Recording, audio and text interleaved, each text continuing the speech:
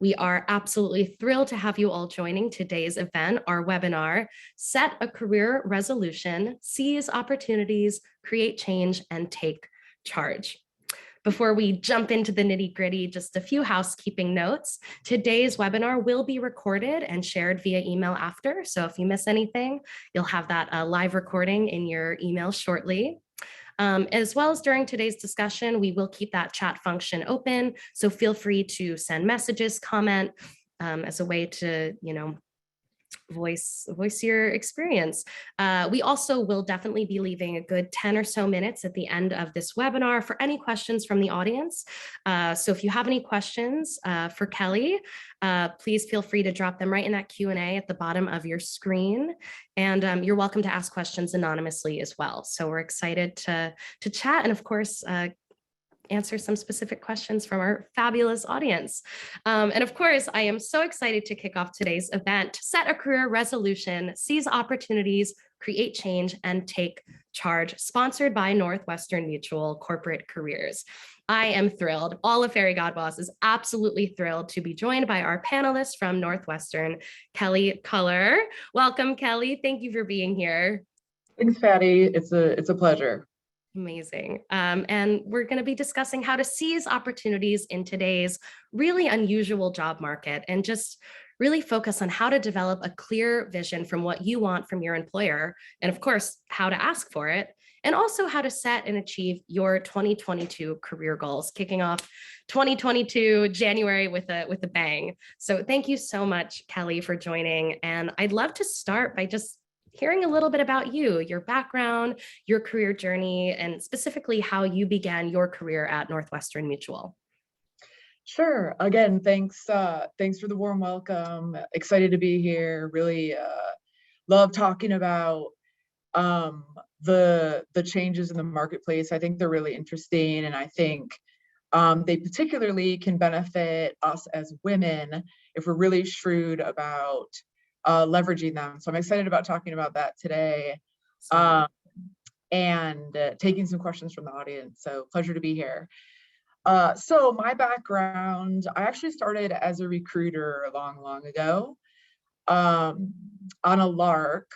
I did not leave college looking for a recruiter role, but I do have a degree in what's called group studies. So I studied how groups interact, interpersonal communication, and group dynamics.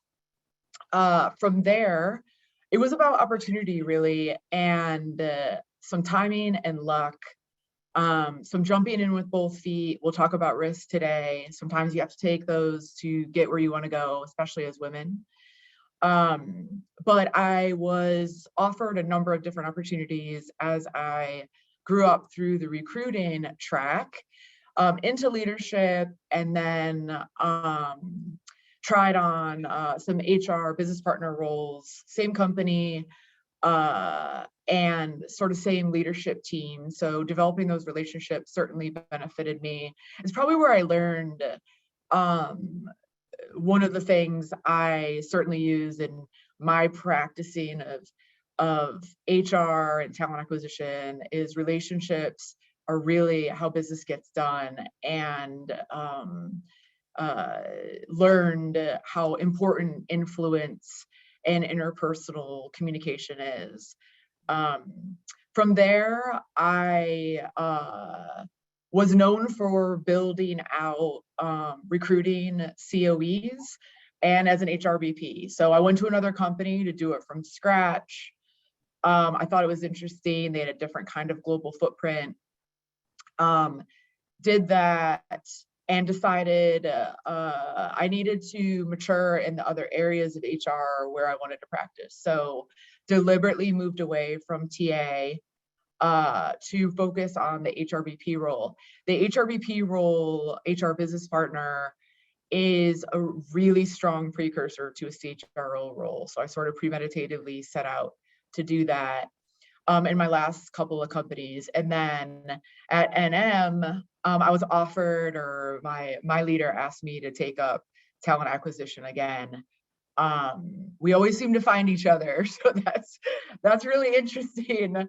But it's it comes, it's like a comfortable suit, returning to TA over the last couple of years here, as well as a couple of senior HR roles. So I'm the head of HR for 2 different divisions here at NM.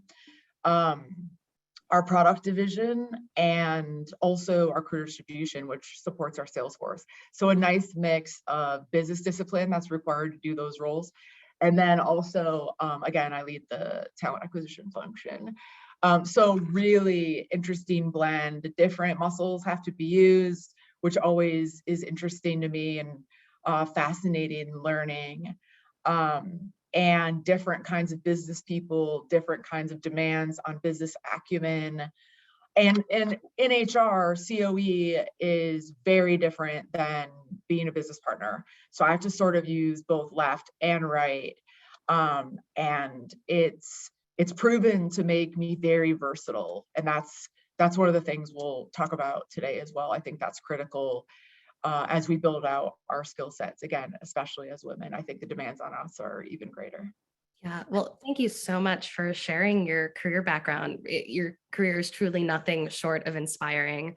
And it's so exciting to hear that you're still growing and still accumulating skills from all of your experiences and moving forward. So I'm just so excited to pick your brain today. But before we jump into the nitty gritty of business, I want to know more about you. I want to know what's not on your LinkedIn page, what's not in your resume, what kind of things do you fill your time with outside of the 9 to 5? Yeah, so I'm originally from Michigan. I lived in Colorado for 12 years, and now I live in South Carolina. So a little bit of adventure there and lived in some great places. I have 2 sons, 13 and 10, which is interesting, entering the teenage years with the son. And I love music. We all love music in my family. We're constantly playing music. I love to be outdoors.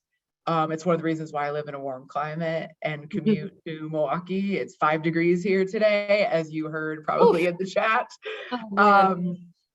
And I left, it was 7 degrees last night in Charleston, South Carolina, where I live. So really active, love sports, love my kids' competitive sports. We go to all of it and really enjoy it as a family. So I'm kind of a boy mom, and love to be active and learning. I love reading fiction, nonfiction, and I also really love movies and a great TV show, which I'm sure we could all talk about all day long. Yes. What are you watching these days post-pandemic? If we can call it that, is always a nice conversation starter.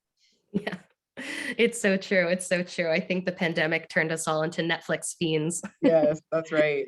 Oh, well, thank you so much for sharing that. I'm a music lover as well. And it's so great to hear that you are having such a successful career and mothering as well. It's really inspiring. So jumping into our conversation today, the phrase candidates market is getting thrown around constantly. We see it on LinkedIn, we talk about it, but what does that candidate market mean for job seekers, for employers? What does that mean? Yeah, it's a fundamental question, and I encourage everyone to stay educated on this. I know there's a lot to read, but as the market shifts, understanding how it benefits you or not is really important, particularly when you're looking for a role, but also when you're not, whether you're in recruiting or you're just interested in being a candidate. So not lost on any of us, right? The pandemic forced American companies and probably global companies, but I'll stick to the US, to rethink their flexibility policies in the workplace, right? And the US market has made shifts. Global companies, national companies have made shifts that we probably will never come out of. They're probably permanent. And they have destabilized the workforce in both productive ways and unproductive ways. so a couple of examples of that are, we've all read the articles about how women have left the workforce in droves during the pandemic. It's because once they were home and could rebalance and recalibrate their lives, this is one of the scientific, one of the top reasons the research tells us, they reevaluated, can I get all of this and get what I'm getting at home? And as companies had to make the shift, the answer became more yeses than nos. And so they left places that were not offering flexibility. And now, almost 2 years later, 76% of the American workforce could be seeking new jobs. This is from some of the data that I've been reading, 76%. Because I think everyone's picked up their head, looked around and said, can I do better? And so that environment, from that context, we understand the current employment market, the candidate market, you can hear that expressed a lot of different ways, has higher expectations when it comes to positive workplace culture, right? So all of this has led to a demand on companies to meet all of our needs. And as the pandemic changed some of the fundamentals of how we live, it changed some of our values. And so in the research I've read most recently, and it's shifting all the time, but some of it's quite powerful. And one of the things that stuck with me, I read in Q4, was candidates want 3 things. They want to understand what kind of D&I footprint you've created and how serious you are about it. Companies have to demonstrate that to candidates. They want to understand your stance on flexibility and remote. And finally, they want purpose-driven careers from purpose-driven companies. And the only way candidates see these values, or if you express them through our digital platforms and our social presence and engagements like this. So as that has shifted, values have shifted, candidates have picked that up and have started making demands on companies. And as those demands have been requested by more and more people, it's also a little bit of supply and demand, right? Companies have had to shift to say yes to get the labor that they need, especially women, because more women have left the workforce. Go back to the beginning of our conversation. And so companies are not going to meet their D&I goals unless they attract some of those women back. So candidates are asking for more and getting more than they ever have before. Remote work, financial compensation, creative compensation, next level titles. Those things can be asked for and are granted more and more because of scarcity and the shifts we're making as employees and candidates and the corporate response in relation to that. So I would say that's how I would describe, the phenomena we've seen here. And I think we're in a bit of a bubble. This is probably quite heightened because we're still seeing variants from COVID. We're seeing lots of sickness, right? We're still in the middle of this thing potentially. But it's a lot of change and a lot that we can capitalize on. And I know that's what we want to talk about today. Yeah, absolutely. And thank you for such a thorough answer. It really is a very different market than it was pre-2020. And so specifically for job seekers, how can we, especially as women, kind of seize the opportunities of this current kind of chaotic job market? What ways can we kind of take advantage for our own career development and growth? Okay, so first, remember what we just talked about. You got to carry this around with you, that talent is in high demand. And then number of different ways we can look at this, whether you're thinking about your opportunity or you're going into an interview. Here's what I would say. Be clear about the role you want and what you will deliver. In order to articulate that and some of the other things I'm going to talk about, You have to develop a very deep awareness of what you're really good at, Mm. and you've got to get your narrative down. So we're talking about storytelling about our own strengths, our own paths, and our own motivations and aspirations. You have to be able to clearly and distinctly define these things in order to articulate them to a new prospect, excuse me. And I want everyone to think about what are those must-haves in the next role, what truly motivates you. Again, developing that self-awareness. I always encourage, make a pro and con list. What can you not live without? What can you live without? What would you like to have in the next role? What's negotiable? Then going back to the storytelling and the narrative, be clear on what differentiates you. A lot of people express this to me as your natural superpower. So if we can talk about it that way, the thing that everyone says about you, the thing you know about yourself to be true, because you've received feedback about it, probably your whole career, and it probably translates into your personal life. At one point, one of your parents had probably said this about you, right? What differentiates you? What's your superpower, and how do you bring that to the table? It's related to be clear about what role you want, be clear about what you want for yourself. And then going back to the beginning of the conversation, we are in an opportunity window to be very bold. And I want to say bold versus demanding, because people attach, especially women, attach a negative connotation to demanding. I really don't, because I think it represents wish fulfillment that we're going to be very crisp and clear about. Mm. And that crispness and clearness, what we're good at, what we want next, where we're going, what we are going to put up with and what we're not, is going to get you a clearer path to your target than anything else. We can't show up and expect other people to have answers. We can't show up without clear understanding of our skills and our capabilities, and also what we're not great at and what we need to work on. And finally, we will not get what we don't ask for. I think women have to learn this the hard way by not getting what we want. Let's not accept that earlier on in our careers. I'm talking to all of you, 20-year-olds and 30-year-olds. Most women take years to mature into the level of confidence you need to do everything I just said.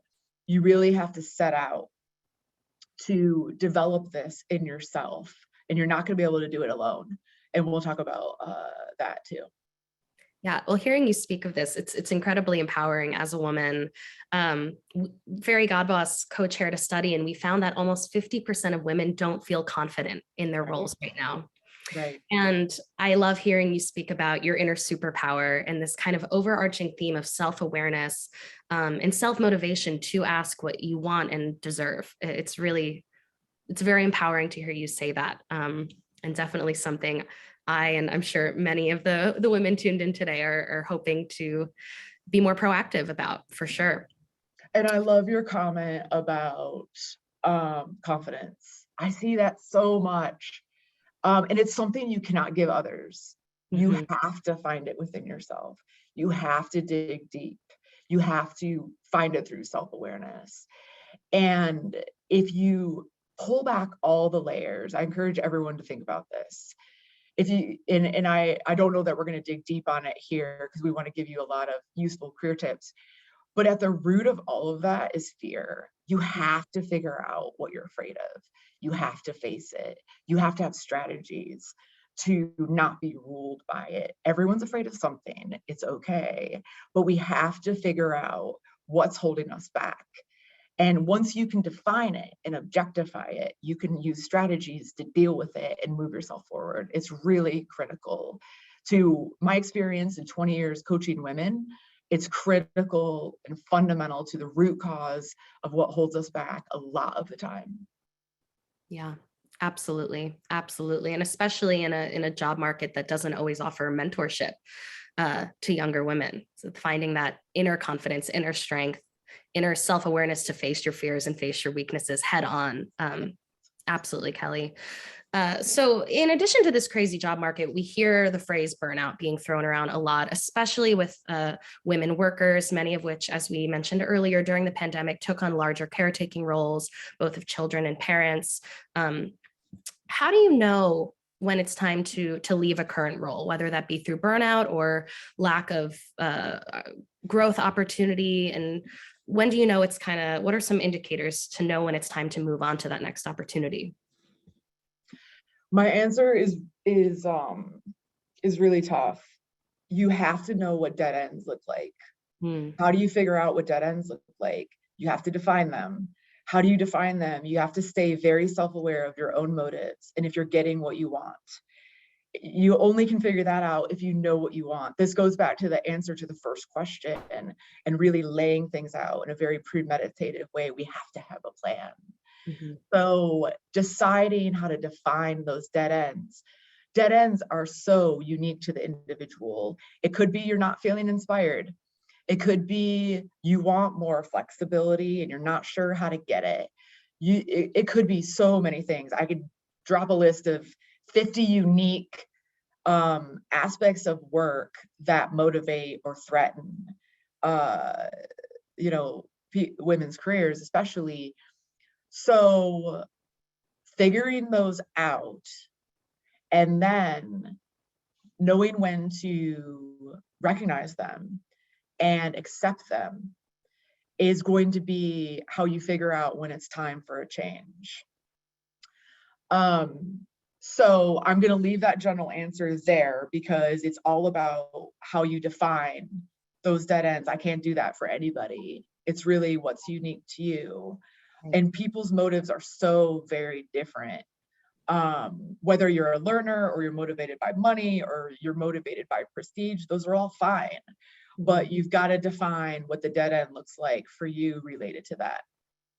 Yeah, it's great to hear too that there's no set thing or list of things that make it time to leave a job. It really is so individualized, which I think is empowering and provides a lot of, I hope, relief for people who maybe feel ready to leave a job but don't have a check mark, right, next to everything on a list. That's really great to hear, Kelly. We've also in our studies here over at Fairy Godboss, we found that women job seekers apply to jobs differently than their male counterparts. More specifically, many male job seekers will apply for a role if they fit 60% of the requirements, whereas female job seekers generally will only apply for a role if they match 100% of the requirements. So how should job seekers in today's market think about the requirements listed of a role? And how can they apply that to their application process? So first, I like to get under why is that? It's because of confidence, which we've already talked about. Yeah. How come we can't fake it? How come we don't think we can fake it? And so first, why? Then it's about examining what do I know and what can I learn? That's how I think that's the most logical, dispassionate approach to something that's triggered you emotionally. Confidence is emotional. If you can master that, then we can get under what can I really do in this role and what am I going to have to learn? Then we need to remember that aptitude is everything. Aptitude is about the ability to learn and apply. So why do we think men can do that more than we can? Back to confidence. If we can examine, if we can peel back the layers, get to the fear, get under the confidence, then understand from our skill sets, what do I know and what do I need to learn? And go into it with eyes open. Having to be a little bit vulnerable. I have to learn that skill. I have to learn that thing. I'm going to apply myself.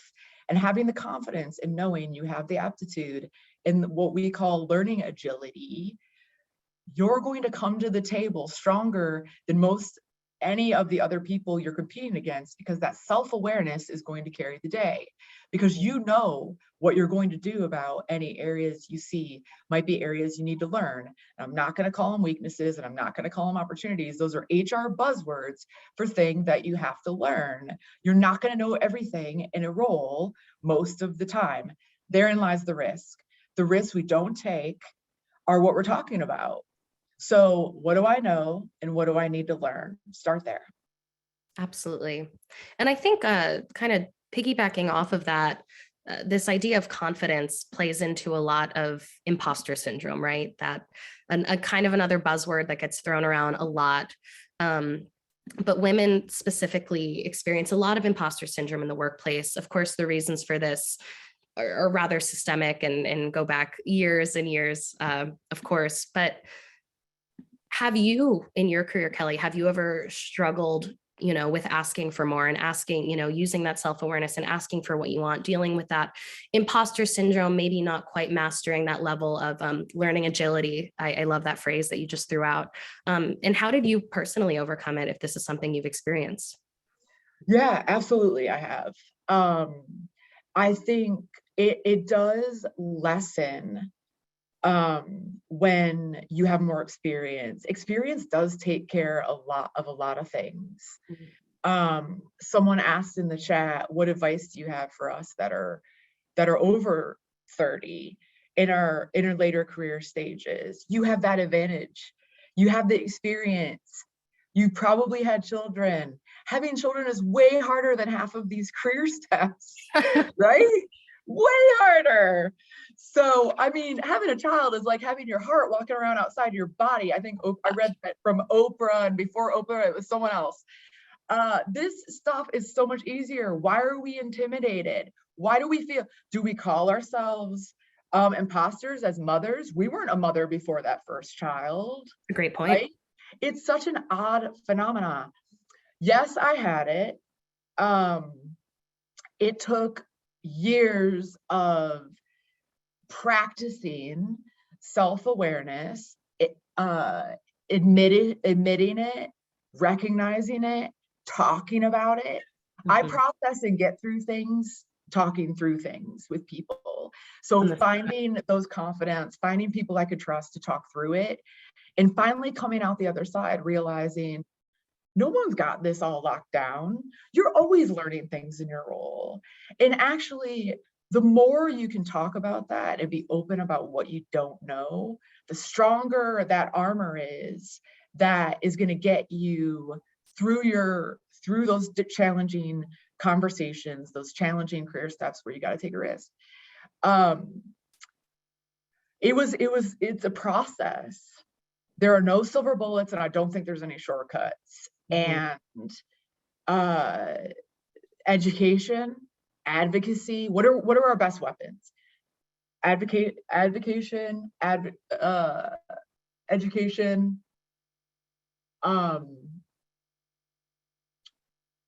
We talked a lot about self-awareness, relationships. So my number one instrument, skill I used to try to get out of those feelings and thoughts was probably relationships. Asking for feedback, which could burn, right? You got to be vulnerable to ask for feedback, but you're going to figure out the truth about yourself. And if you can figure out the truth, then imposter is the opposite of truth. So you're going to figure out what you actually are. And usually for women, it comes through other people's eyes first because we're too scared to face it on our own. Yeah. Then we have the benefit with age, it's one upside, of realizing it ourselves. It's a journey, not a destination, really.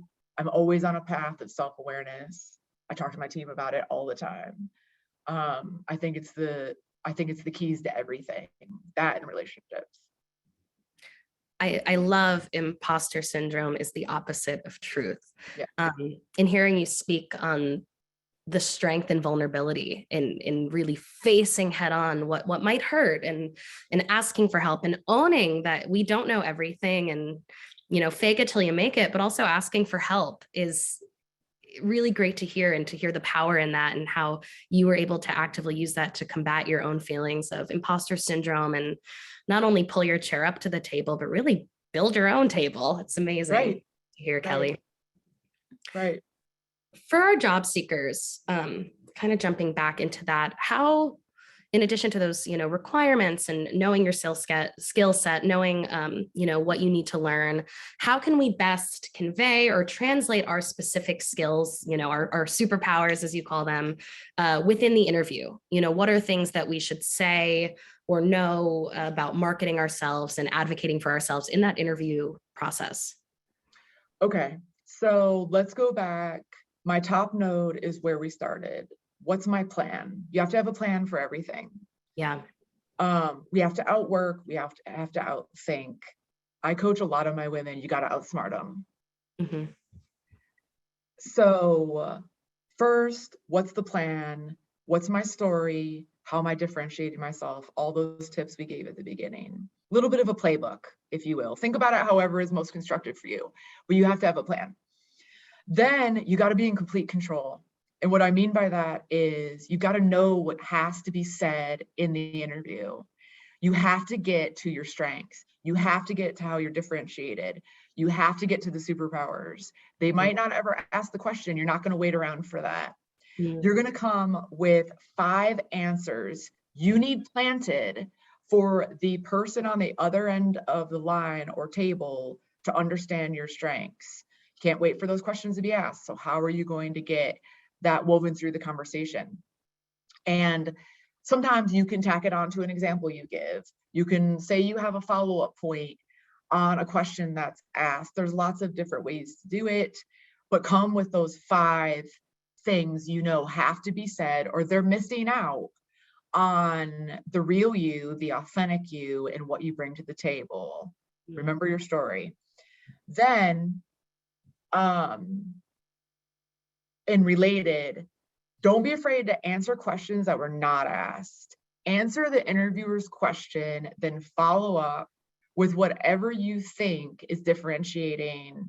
Sprinkle some of that superpower on your answer, or is an interesting thing they need to know about you or what you brought to the table. It might be a high impact result from something you delivered to your business, something like that. Again, if we allow the interview to be navigated by just what's on their mind and their questions, there's a lot of things that are not going to be said about ourselves that we want on the table.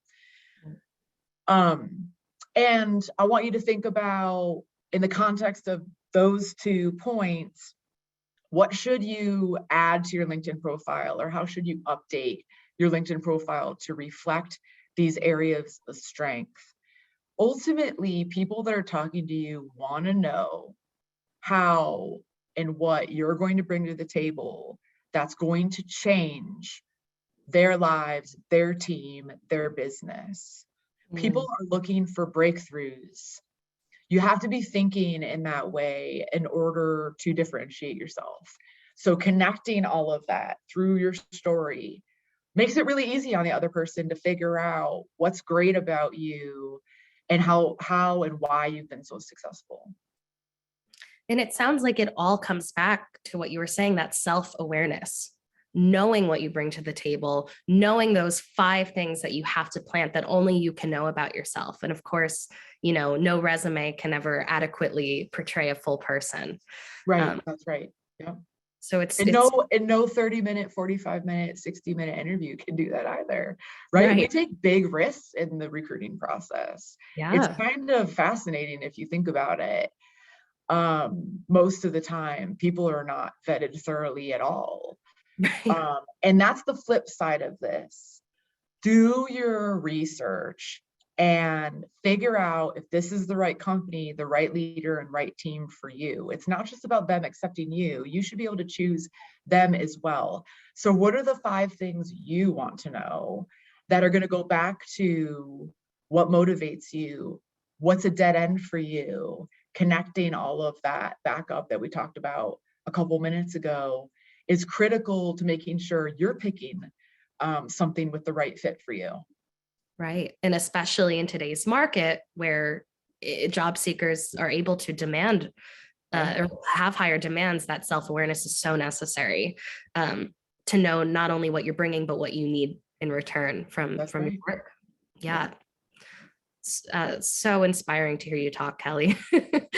I would love to know, you talked about going in with a plan, in that interview and knowing exactly your strategy. In general, kind of overarching, do you have any tips on setting goals for yourself? Any kind of actionable ways to achieve those goals, creating a plan for your overarching career goals? I think our audience would love if you have experience, setting career goals and achieving, which Of course, of course you have. I'm in HR. We have to, and we have to be really, really good at it. And funny enough, it's not my favorite thing.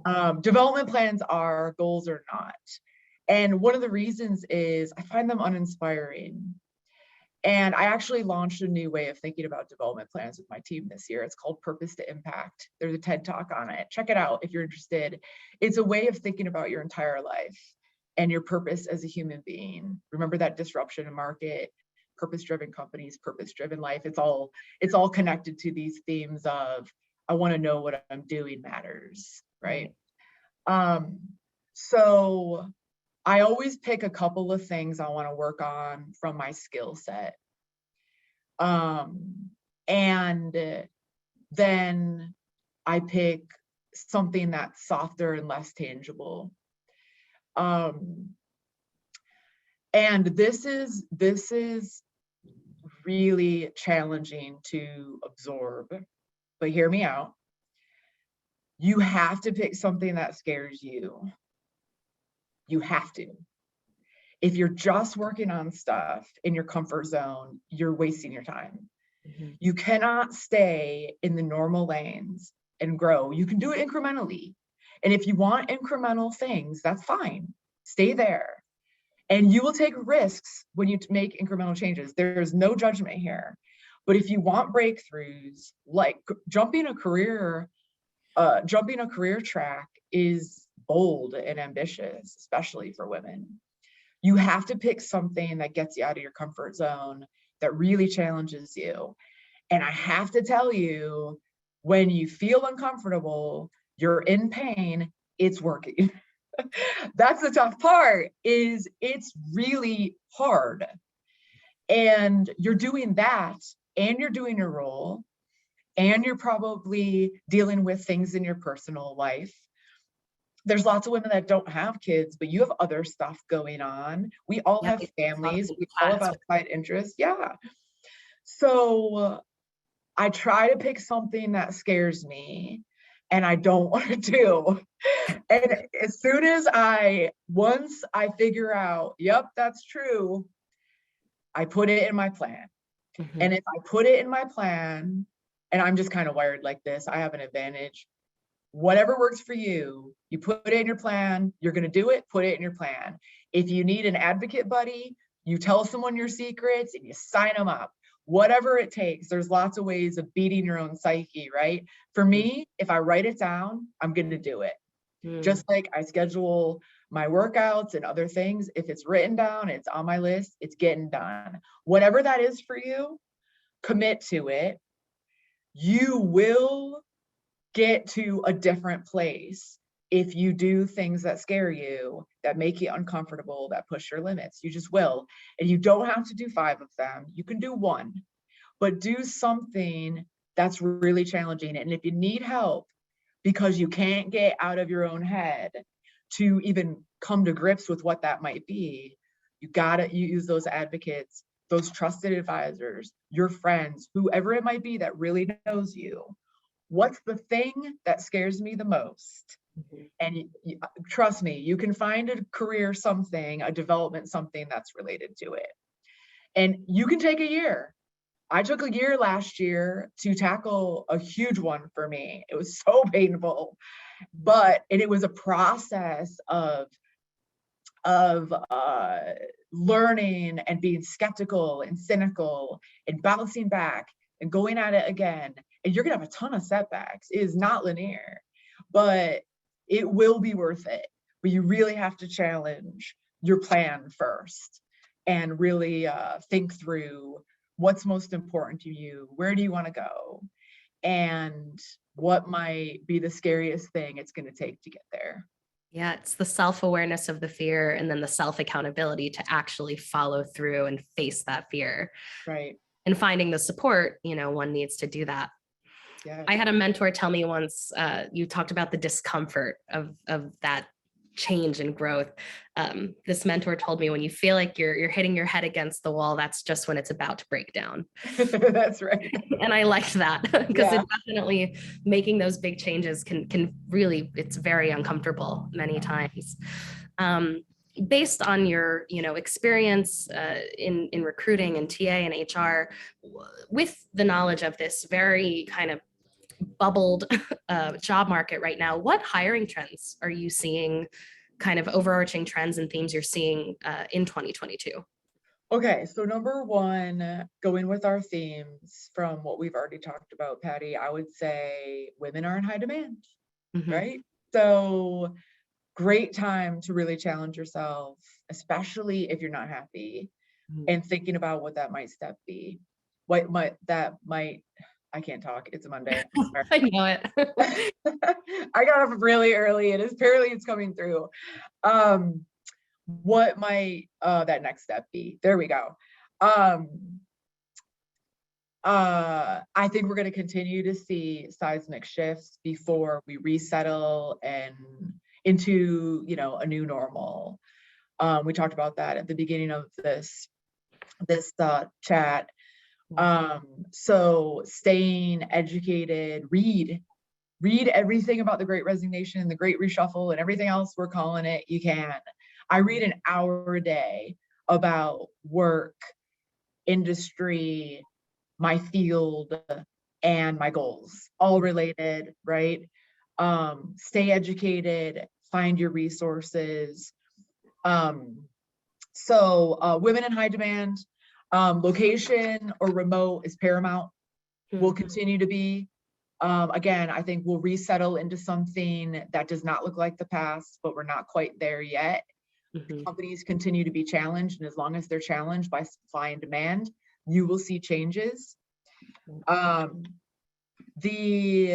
seeing a little inflation in particularly hot jobs, and also executive roles, and also women. So, and there's a lot of other areas too where I think they're going to continue to shift. Again, supply and demand issues, and candidates having choice, and companies having to comply to get the talent they want to deliver their business objectives. Remember, companies can't sit on these roles forever. They can't take forever to recruit. Their business is at stake. So let's take advantage of that. Those would probably be my big ones. Yeah. And is there anything our audience or any job seeker can adapt their job seeking strategy to meet this current market? Any like specific changes you might suggest job seekers make? Tactically, beyond more in maybe written tactics and leveraging your network and more tangible things than what we've talked about, I would say take inventory of your network. Who do you know? Who do they know? How can they help you get to that decision maker or that next role? Go look at your LinkedIn profile. We trade on the currency of LinkedIn. It's reality. And our profiles speak for us in a lot of different ways. How varied our experience is, the depth of our experience, how confident we are, how much impact we can describe. Go look at it again and make sure it puts your best foot forward. Have others look at it. Pay to have it looked at. Have a career coach look at it. Have your advocate look at it. Anybody that's a different set of eyes than us is going to give us something valuable to put in there.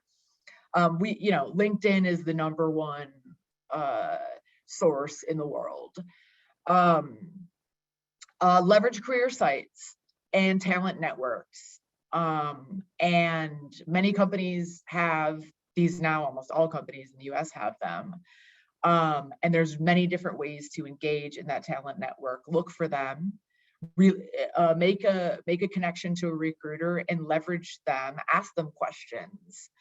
How do I get to this? How do I know so-and-so?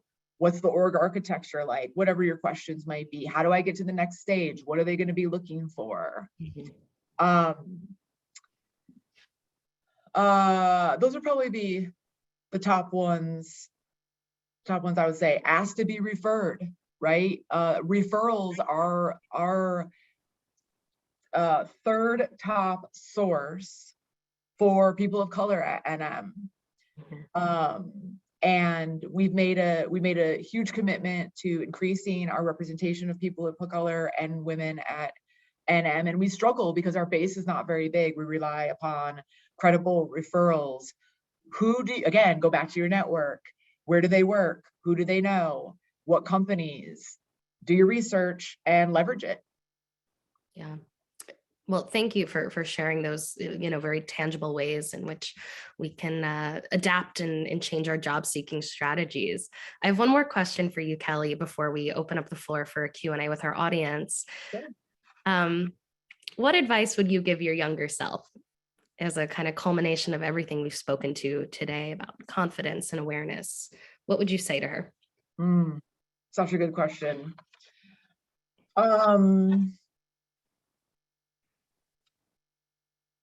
I think it's a combination of trust yourself, ask for what you need. You got to know what you need to ask for it. So that's sometimes our challenge. And your GPS is internal.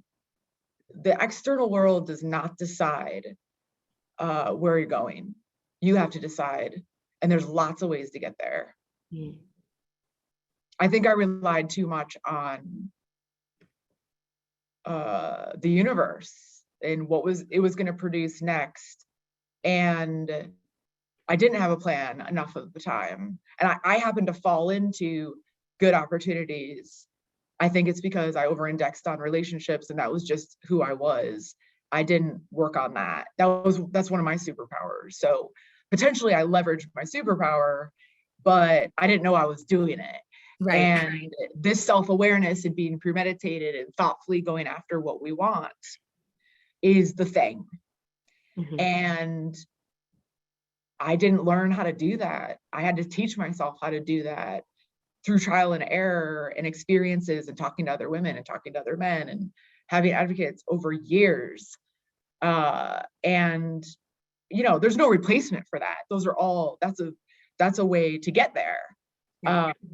But trusting yourself, I probably could have gotten there sooner. Well, thank you so much for answering these questions. I'm going to turn over to our Q&A. We've got a handful of questions in here. You talked a lot about referrals, in terms of job applications. How do you best recommend job seekers who don't have a referral at a certain company and finding and applying jobs outside of a specific network? Yeah, look, I got to be honest. That's tough to get noticed. When I'll talk about when I pay attention. And it's a couple of different dimensions. One is, do you know anyone who knows anyone that can give you any more information on the role? Even if you develop a relationship with a recruiter, you could rely on that. But let's say you don't have any sort of reference. I always respond to people that say earnestly and honestly, I want to talk about this role because I think I'm a really good fit. Something like that, some way, shape, or form in that. And then you've got to have your pitch down, go back to the narrative, go back to the storytelling. You have to be able to write it eloquently, and you have to be able to give me an elevator pitch in 3 minutes or less. And what that demonstrates is not necessarily the substance of that and whether you're actually a good fit, but if you thought it through and you have a plan and you're agile and you went after it, you're motivated. Most leaders will take motivated over skills any day, and we don't capitalize upon that enough. That's great to hear. Motivation, sometimes more important than the skill set itself. Speaking of skill set, we have a question from an educator with graduate level teaching experience, but is well versed in the DEI professional development and curriculum conversation. What advice would you give a candidate like this who's looking to demonstrate a transferability of maybe less traditional job experience, but those skills into a corporate setting? How do you recommend a job seeker going about demonstrating those skills in the corporate world? I would, if we're talking about interviewing and trying to convince someone to take a chance on you, I would get the job profile and I would think through and be able to tell a story around how it translates. You need this. Here's where my experience is going to show up that way. And even find the advantages in your experience in delivering whatever it is they're talking about. Perhaps in your profession, it's tougher to deliver that thing than it is in a corporate team. So find the parallels and translate. And you got to be able to speak their language. Again, you know someone somewhere that is going to understand something like this or is in a corporate role. How is someone going to look at this? What should I be prepared for? You have to do your homework. You have to do research. You know, my first bunch of interviews and even later in my career, I did not prepare enough for executive team evaluation. I did not prepare enough. You got to go deep on the company. You really need to demonstrate you did your homework. And again, it's not what you know there necessarily. You don't have to memorize things. You don't have to you're not going to know the company like someone does that's been there 5 years. It's the demonstration that you did the work and that you're willing and excited about being part of the team. And that energy and motivation carries the day a lot of the time. You might not be a great fit, but they're probably going to take a risk on you with that demonstration of that energy and motivation over someone that may be a little closer, but was a little flatter and didn't translate their motivation and their skill set so well in the interview. People do that all the time. Mm-hmm. So assume you have an edge. Just figure out where it is. Yeah, great answer. Great question. And in terms of doing that research before an interview as you're applying for a job, how can you truly vet a company to know, that you would be a good fit into that company culture? What are some indicators job seekers can look for? Okay, so their website, what they talk about, what they project, what the videos they have, do they have employee stories? Go deep, go down the rabbit hole. What companies are willing to say, what they have on their site speaks a lot about it, especially if it's outdated and does not represent them well. Run in the other direction. They do not care about candidates. Wow. Second, if they have a specific career site like we do, go there. That's curated for you and is designed to help you understand what it's going to be like working for that company. And that's where promises get made to candidates that you can ask about in the process. You can talk about the employee stories you saw. Most companies, if they're hip at all, are using video and employee testimony to get that across. Talk about it. Right. So company website, then career site, if they have one. If they don't have a career site too, unless they're really, really small or a startup, that's a red flag as well. They've underestimated and uninvested in the candidate experience, and you're probably not going to have a good one. Then who do you know? I go back to my network all the time. Who do I know? Who knows someone? Who knows someone? You need a testimony from someone that's worked there or is working there.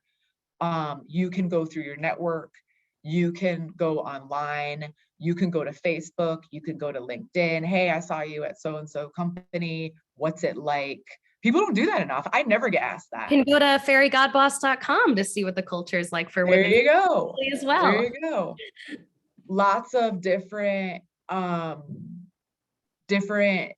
variables, right? None of them are all encompassing, and it's probably unfair to judge on one. That's why you have to go down the rabbit hole and go really deep and get multiple data points, multiple views on it. Right. Well, it looks like we're going to be wrapping up, but Kelly, oh my gosh, Thank you. Wealth of information and for sharing your personal experience and stories. Webinar attendees, we'll give a silent round of applause to Kelly Culler, Vice President of Talent Acquisition at Northwest. Is he? I know, now I'm in your head, Northwestern darn it. Mutual. Oh my gosh. Well, thank you everyone for joining us today. It has truly been such a delightful conversation. I think we've all gotten so much out of your advice and experience, Kelly. So thank you so much. Once again, everyone, you'll be getting a recorded version of this webinar in your email. So if there's anything you missed, you'll be able to check back in. And of course, feel free to check out fairygodboss.com for more career advice. And you can learn more about Northwestern Mutual as well there. So thank you, Kelly. Thank you everyone for tuning in. And let's kick off Q1 with a bang, y'all. Thank you so much for joining today. Thanks so much to Fairy God Boss. Real pleasure. Have a wonderful week. Happy New Year. Happy New Year, everyone. Thank you. Bye.